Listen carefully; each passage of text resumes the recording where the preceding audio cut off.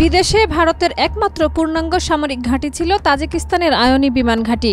কিন্তু প্রায় 2 দশক পর নয়াদিল্লি নীরবে সেখান থেকে সৈন্য ও সরঞ্জাম সরিয়ে নিয়েছে।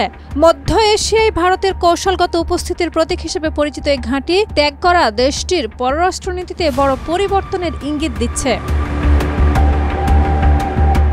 তাজিকিস্তানের রাজধানী দুশানবে থেকে 20 কিলোমিটার দূরে অবস্থিত আয়নি বিমান ঘাঁটি সোভিয়েত আমলে নির্মিত হয়েছিল। সোভিয়েত ইউনিয়ন ভাঙার পর এটি পরিত্যক্ত অবস্থায় ছিল। 2002 সালে তাজিক সরকারের সঙ্গে চুক্তি করে ভারত প্রায় $80 মিলিয়ন ব্যয়ে ঘাঁটিটি সংস্কার করে এবং 3200 মিটার রানওয়ে নির্মাণ করে। আফগানিস্তানের ওয়াখান করিডোর থেকে মাত্র 20 কিলোমিটার দূরে অবস্থান করায় ঘাঁটিটি ভারতের জন্য অত্যন্ত কৌশলগত ছিল।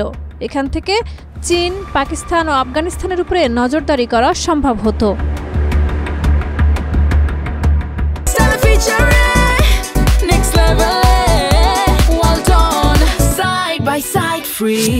2022 সালে চুক্তির মেয়াদ শেষ হলে ভারত নীরবে ঘাঁটি থেকে সৈন্য ও সরঞ্জাম প্রত্যাহার করে। তাজিকিস্তান নতুন করে লিজ নবায়ন আগ্রহ দেখায়নি, আর কূটনৈতিক সূত্র মতে রাশিয়া ও চীনের চাপই ছিল এর পেছনে।